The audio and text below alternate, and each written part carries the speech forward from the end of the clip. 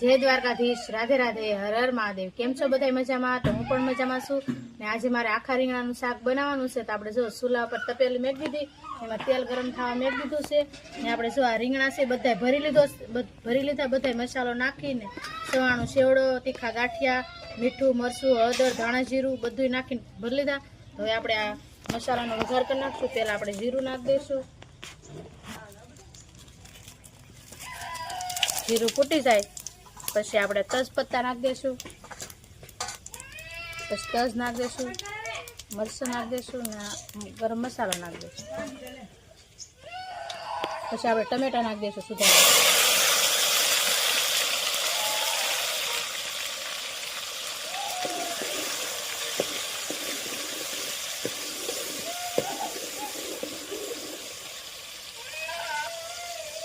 પછી આપણે થોડુંક મીઠું નાખી દઈશું આમાં।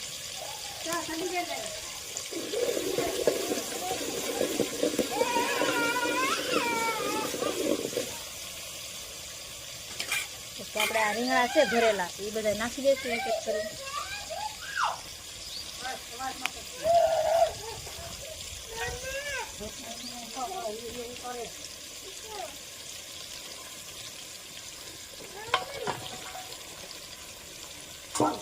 પછી આપણે એને હલાવી દઈશું।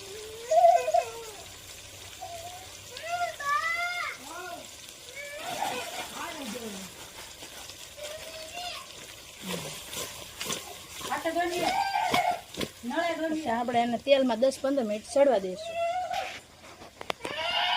રીંગણા સડી ગયા છે એમ જોઈ લઈશું। આપણે રીંગણા સરસ મજાના સડી ગયા તેલમાં। અને હવે આપણે આ મસાલો રીંગણા ભર્યા હતા એ મસાલો વીધો છે એ નાખી દઈશું આમાં।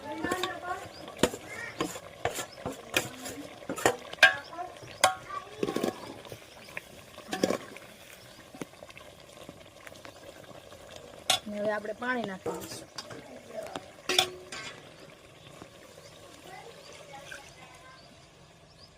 પછી આપણે એને રીંગણા સડી જાય ત્યાં સુધી સડવા દઈશું।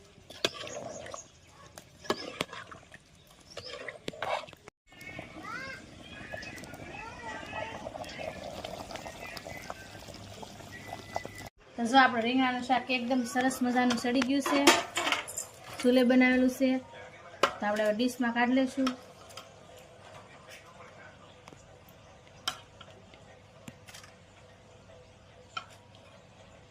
કેવું સરસ મજાનું આપણું શાક બન્યું છે। એની સાથે છે બાજરાના રોટલા આપણે બનાવેલા છે, ગરમા ગરમ છાશ છે ને મરચાં તળેલા છે। તો હાલો બધાય જમવા, ને કોને કોને આખા રીંગણાનું શાક ભાવે છે